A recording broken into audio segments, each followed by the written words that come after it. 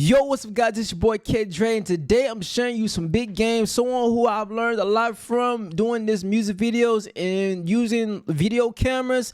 His name goes by YCImaging, or for short YCImage.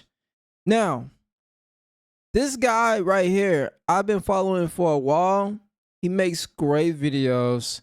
He really should be getting more views in my opinion, but he's at 457k subscribers, 595 videos, and he has a lot of game on just tech, iPhones reviews, cameras. The guy, he shows you how to like make music videos, all types of stuff. But what we're gonna do today is we're gonna go on his shorts because I love his shorts. They're really quick. It gives you an idea. We're gonna go through a couple of them and just let y'all see what the value he brings. And I'm also include the link. But if you guys want to get your videography right, if you want to get into the videography side, the technicality of the videos when it comes to your iPhone or even your cameras, DSLR cameras that you want to look into get into, it's the guy right here. So we're gonna look at something. All right, so this one is the 24mm focal length. Let's try to see lens. The shots. Man, look at that. The lens. This is how we filmed this interior shot. This is the him scene right here already talking. has some nice soft lighting from the window, but shooting towards it, we had to add more light to balance the exposure and make sure the window wasn't completely blown out. Outside the house, we used the Nanlite Forza 300B2 and shined that directly through the window. See, now I never thought about something like that. Like, you know, you think about like using regular lighting from that natural lighting, but sometimes you don't get fully that natural lighting coming in. So what he's doing is he's getting one of this lighting fixtures right here, and he's gonna have it shine through the window to make it appear that it's natural light actually shining through it. And because it's shooting through the window, he's gonna have it diffuse through the blinds. That's genius. On our subject, allowing us to use an ND camera to balance out the window's exposure. Look at the next that. thing we did was use a Nanlite Forza 302 on the porch and shine it through the glass slits in the front door. This is what you have to do when you like trying to get like that best captures. You gotta think outside the box. This is giving us a nice shape and added interest into the frame. Inside the lamp, we used a portable light to add a practical as well. Background lighting. So what he's talking about right here, and he usually talk about these things in his like tutorial videos and stuff, but this is the background lighting he's talking about. You want to have something in the background that's gonna be like either some warmth colors that's gonna be in the back. You'll notice a lot of your favorite YouTubers or just in certain films or whatever, or TV shows that have like some backlighting cues that's more so have warmth colors that help separate the subject from the background as well. For camera, we used the Canon C70 with the Sigma 24mm f1.4 and an Edelchrome slider for the wide shot. For the close-up, we put the camera on sticks and we moved in negative field to increase the contrast. We also moved the lamp to the left to make the frame better. Always remember, you can cheat your shot well and nobody will think twice about it. This is how we filmed this interior shot. No, look at that, man. Like, this is straight game. Now, of course, if you're just new into film or whatever, there's some of this stuff might go over your head. Remember, I watch a lot of like film tutorials and stuff like that, and I feel personally I still have a long ways to go. Like these guys been doing it for years, and for me, it's just like this is something I also enjoyed learning and watching. You know, and you have to kind of like learn new things and new skills that can be to help you utilize the tools in the journey to what you're trying to get. But we're going to go to the next one. But really good pieces of filmmaking gear that you probably never heard of. First is this car mount, coming in at $70. As sketchy as it looks, this thing is rock solid and very simple to use. Yo, I actually need to get one. I want to shoot like a music video of me riding in the car. I think that'd be pretty cool. And so you got the little car mount.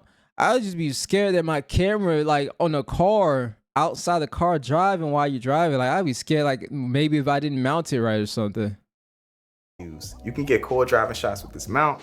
Highly recommended if you don't have one. The second thing are these tube lights from Ulanzi. The smaller one is $30 and the bigger one is $50. Now that's something I would definitely be interested in. Amazing lights that are RGB. Ooh. That's nice. You see what I'm saying? Like I be getting the shiggies with like seeing stuff like that. I'm a big tech nerd. I ain't gonna lie. I like watching like tutorials and like games like this where they get you game and like you just like look at you and be like, dang, like I never, you know. And it's just like I love making my YouTube videos better. And like if you somebody who wants to be an inspired content creator, or you someone who wants to take your visuals to the next game, as a artist, this is what you should be really looking at too. You know, not just YCImage, but like other content creators that give you like to show you stuff like this. Like look up. I mean, there's a lot of information, and you can really take your content to the next level where people start paying attention. Have different lighting effects and magnets for easy mounting. The third thing is this Portkeys P252 field monitor for only $125. This clean 5-inch monitor is plastic but has pro features like waveforms, false color, and can display LUTs. If you want to review and behind the scenes look at these items, check out this review on my channel. Here. What you saying now? I'm the man now. Before and after the scenes. So this is like before and after. So after and then before. So this is like what his LUT. So like, as you can see, the location that he's in, it says see before and after. Sometimes the location does all the work. So he's letting you see like the behind the scenes and then after.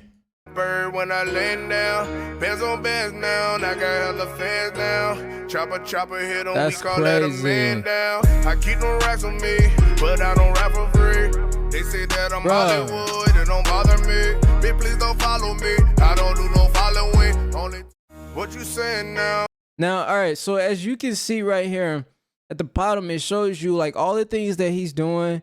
He just staying with the artist. When the artist steps up, he steps up a little bit. When the artist step back, he step back a little bit. He mimicking it as like a mirror. This is to get the most realistic movements. Is you want to be a mirror just like the artist when you're filming them, and that gives like some realistic movements.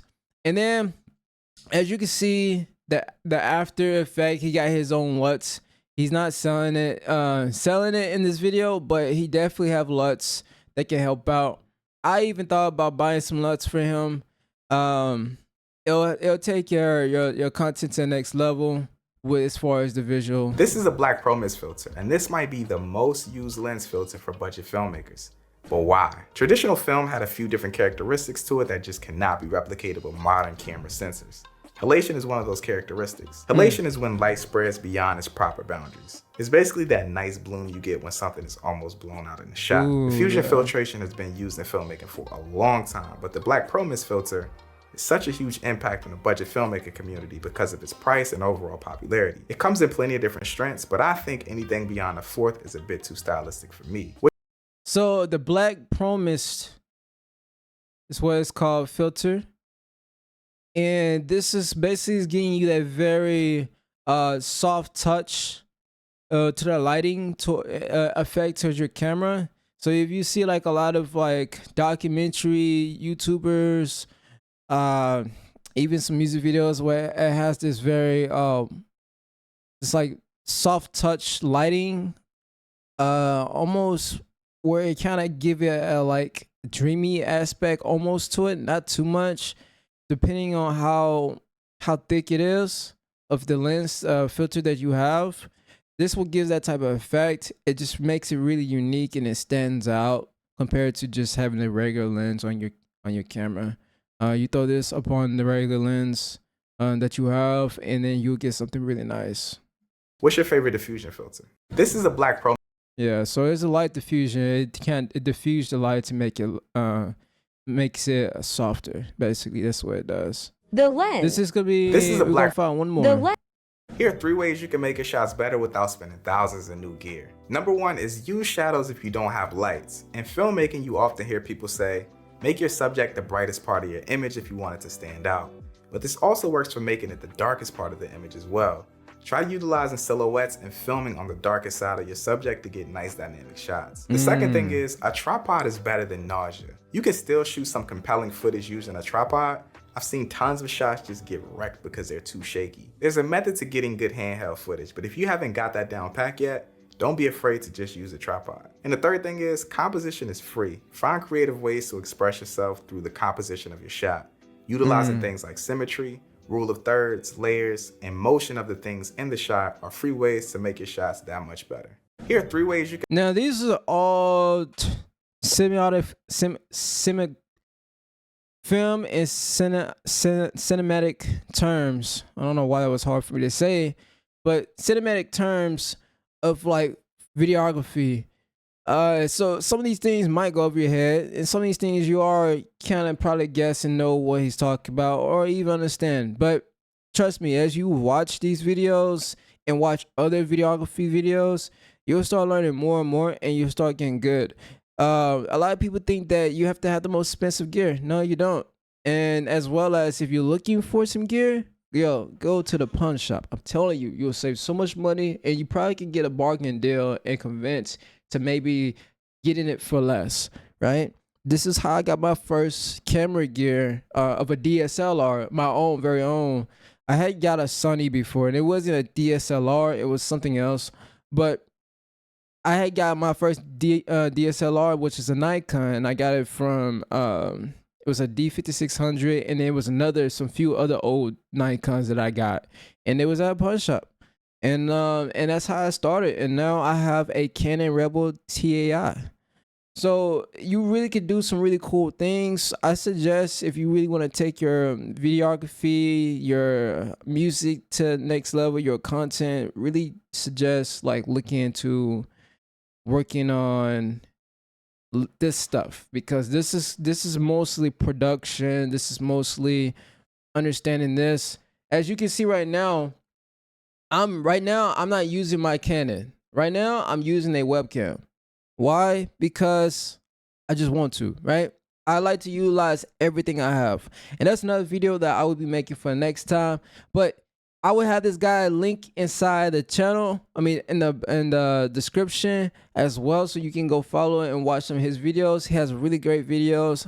I just want you to see a couple samples of the things that he does with the shorts.